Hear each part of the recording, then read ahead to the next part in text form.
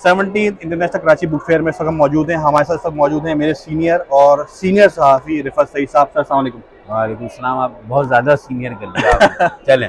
रिफत भाई, ये बताइए कि इस किस्म के जो बुक फेयर्स होते हैं कराची में, तो वैसे ही बहुत कम होते हैं, अब तो साल में एक दफ़ा होते हैं, इसकी क्या अहमियत है?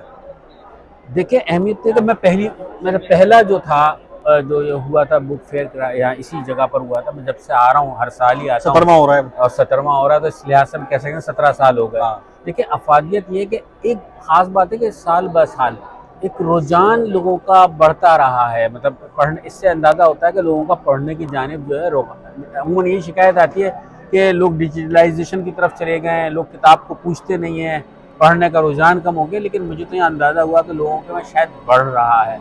फिर आप ये देखें कि लोग किताब से रिश्ता लोगों ने अभी भी नहीं तोड़ा है, हम जो कहते चले आए। बिल्कुल सही कह रहे हैं आप। और जो चीज़ किताब पढ़ने में जो लोगों जिनसे भी बात हुई है, मैं अपने आप को तो नहीं कहता क्योंकि मैं भी बहुत ज़्यादा डिजिटल की तरफ चला गया हूँ, लेकिन ये कि अंदाज़ा हो रहा है कि लोगों में रग़बत है। और आने वाले दिनों जिस तरह आ रहा है आगे, अब देखिए कल भी रश बहुत होगा। आज सुबह स्कूल के बच्चे बहुत आए हुए थे। इसका मतलब है कि स्कूलों में भी ये रुझान बढ़ा है, तो उनको किताबों की तरफ राग़िब करने के लिए ऐसी जगहों पर, ऐसी नुमाइशों में लाया जाए। और मेरे ख्याल में ये एक ही होती है, साल में एक बार होती है जी। ऐसी नुमाइशें होती रहनी चाहिए। और मेरे ख्याल में जो यहाँ के ऑर्गेनाइज़र्स हैं, जो फ्रैंकफर्ट में एक बड़ा बुक फेयर होता है, तो वहाँ भी शिरकत करनी चाहिए। अभी मेरी बात जब उनसे हुई तो उनका ये कहना था कि वीज़ों की एक बड़ा मसला आता है, हम जा नहीं पा रहे हैं कई साल से। तो इससे एक अच्छा रुझान, और फिर ये बाहर के अगर ऑथर यहाँ आए, बीच में 2 साल कोविड में निकल गए। वो कोविड में निकल गए, और अगर जैसे तुर्की ऐसे ममालिक हैं, तुर्की है, ईरान है, या यूरोपियन ममालिक से है, अगर कोई ऑथर को ये बुलाएं तो फिर लोगों के लिए एक्टिविटी होती है कि लोगों को जिसको पढ़ना चाहते हैं वो उनके सामने मौजूद है, उससे सिग्नेचर करवाएं बुक पर। तो ये भी एक चीज़ को फ़रोग़ देने में बहुत मददगार और मुआविन साबित होगा। रिफत भाई, आपने डिजिटलाइजेशन की बात की, और ये सबसे इम्पॉर्टेंट और सबसे अहम मसला, मैं इसको मसला इसलिए बोलूँगा कि हम अपने आने वाली नस्ल को, अपने बच्चों को, इवन अपने छोटे बहन भाइयों को हम किस तरह राग़िब करें कि वो किताबें पढ़ें, अपनी कोर्स की किताबों से हट के भी वो कुतुब बीनी की तरफ आएँ।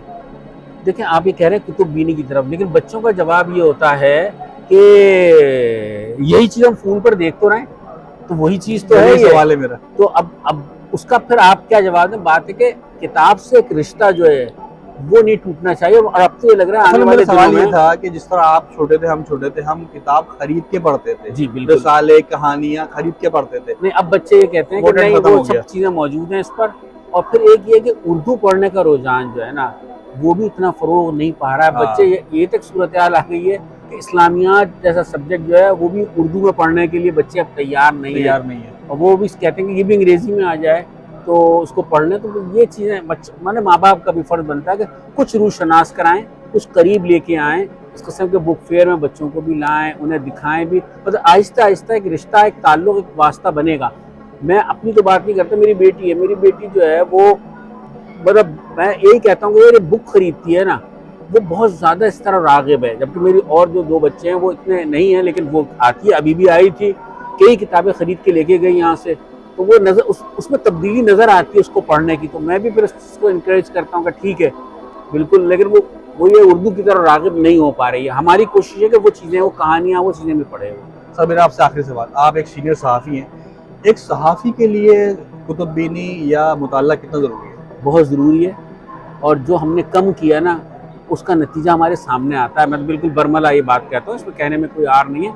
अगर इसको हम अपनी आदत बना लेते और इसको अपने इस काम का हिस्सा बनाते तो काम में भी फ़र्क आता, निखार आता, लिखने में भी निखार आता है, अल्फाज का उतार चढ़ाव, अल्फाज का इस्तेमाल, बहुत सारी चीज़ें समझ में आती हैं। और मुझे आज समझ में आई ये बात कि क्यों लोग शुरू में जब हम इस प्रोफेशन में आए, लोग फ़िक्शन पढ़ो, फ़िक्शन पढ़ो, बिल तवज्जो नहीं दी, यार ये फ़िक्शन है, क्या ताल्लुक़ है इन चीज़ों से, यार ये हमें फ़िक्शन पढ़ने के लिए कहते हैं। तो बाद में तजर्बा हुआ कि फ़िक्शन पढ़ने का फ़ायदा क्या होता है। ठीक है sir, thank you very much. Thank you.